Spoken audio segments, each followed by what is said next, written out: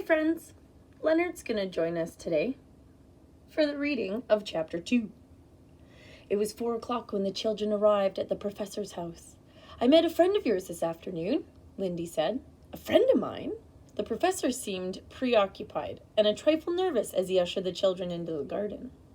"You know, the funny thin man. He didn't tell me his name, but he said you were very good friends and that you spent many evenings together."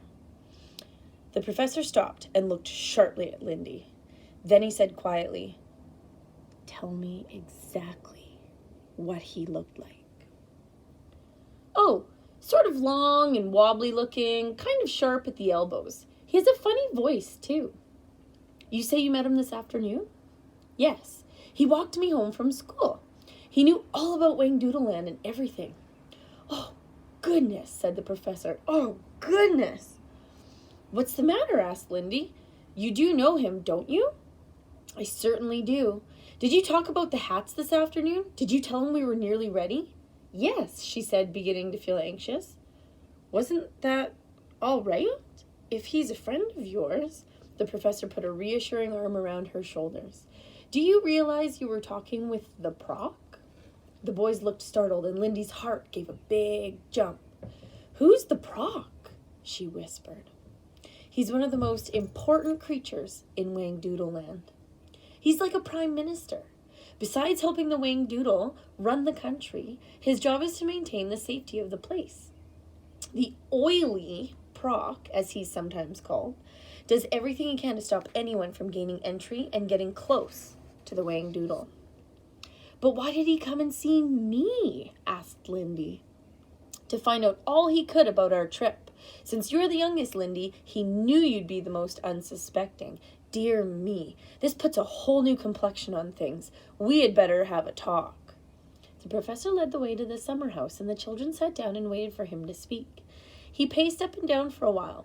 Finally, he turned to face them. "Look, this is the situation. The Proc has found out that we are almost ready to leave for Wangdoodleland. He is a very clever fellow, and I have no doubt that he will do everything he can to stop us. I had hoped we would be able to get a head start without his knowing about it, but I underestimated him. So, we have to make a decision. Knowing that he is waiting for us, we are going to attempt our new journey, aren't we?" "Let's go anyway," said Ben instantly.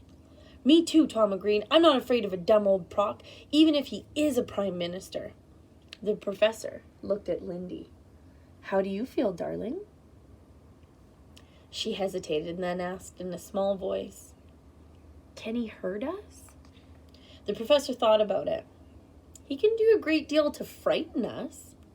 "He didn't seem frightening when I met him," Lindy reasoned. "Then let's go," said Tom eagerly. "Come on, Lindy," Ben said. "Look how brave you were on Halloween." Lindy clenched her hands tightly. "Okay, it would be a shame to waste all our hard work." The professor smiled approvingly. "Then we are unanimous. There remains only one thing to be said. Stay close to me and do as I say. No matter what happens, you must obey me. Is that understood?" The children nodded. "All right then, put on the scrappy caps." "How come you don't wear one?" asked Tom. "I've been studying Wangdoodleland for a long time. After years of practice, I am able to go without a hat." The professor helped Lindy tie her bonnet under her chin. He placed the blue felt cap on Tom's head and straightened it. Ben put on his headband, and the professor adjusted the tassel so that it hung correctly. "Now," he said, "I want you to remain seated and be very still. Do not be surprised if you feel just a little dizzy or if there is a buzzing in your head. The caps are powerful, but they will not harm you." The children did as they were told. Lindy felt lightheaded. It was the feeling she had experienced before. She was acutely aware of the garden and the summer house and the professor standing close by. Tom was so excited that he gripped the sides of his chair until his knuckles showed white. Ben tried to shut out the distracting thoughts that were threatening his concentration. He was trembling and hoped he would not let the others down at this crucial moment. The professor spoke quietly. "Relax. Be calm. Allow the power of the magic hats to flow into you. Listen to the sounds. Feel the fresh air. Look at the garden and imprint the scene upon your memory. Very slowly close your eyes and remain aware of it all, just as we have always practiced. The children had the odd sensation that the world was beginning to spin and tumble around them. The professor's voice continued. Feel your minds opening, floating. Remember where we are going. Reach out for it. Reach. It's there. Right there. Open your eyes now and look.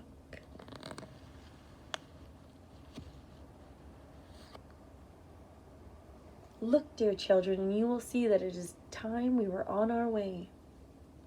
Ben, Lindy, and Tom became aware of the most incredible light. It surrounded them. It was dazzlingly bright, and for a moment it was hard to see anything at all. But as their eyes adjusted to the brilliance, they saw that the garden hedge in front of them was spinning around like a pinwheel on the 4th of July. There was the sound of a rushing wind, and they felt themselves being pulled forward as if by unseen hands. The professor was smiling and nodding his head and beckoning. Come along, come along.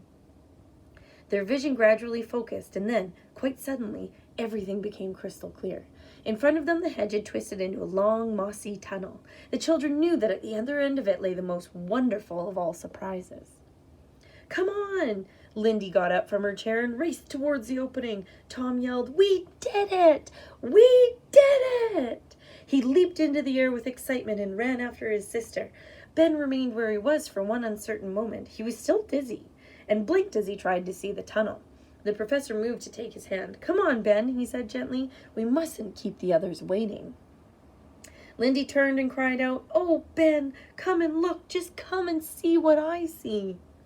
Ben took a hesitant step forward and then gradually began to walk, faster and faster until he broke into a run. He emerged from the tunnel a moment behind Tom and Lindy. It seemed that the world was full of flowers, brilliant flowers that were orange and blue and yellow and white. They were waving slowly on long stalks like tall grass in the wind. There were shady trees and a river close by, making a soft singing sound as it flowed. But astonishingly, the trees were purple and the river was golden, and the sky above was a bright, translucent red. Ah, translucent. That was one of our science words. Do you remember what that means?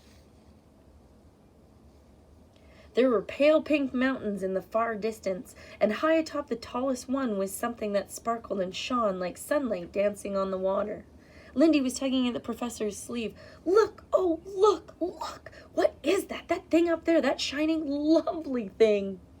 That's where the Whangdoodle lives. The professor gazed at the mountain, and for a moment, he seemed overwhelmed. You mean that's the Whangdoodle's palace? Asked Tom. The professor nodded. Can we go there right now? Can we go and find him? Lindy asked. Oh, it isn't as easy as that. We will have many, many things to learn and to overcome before we can reach the palace. Today is just a beginning.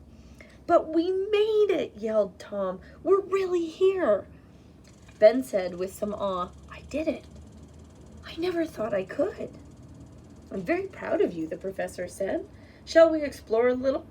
Just remember my warning. Stay close and do as I say. He set off along a small path that led to the melodious Golden River. Lindy walked beside him and took his hand. The boys followed. Oh, hi, Molly. The wiffle bird should be along fairly soon. She's insatiably curious. She's bound to know we're here.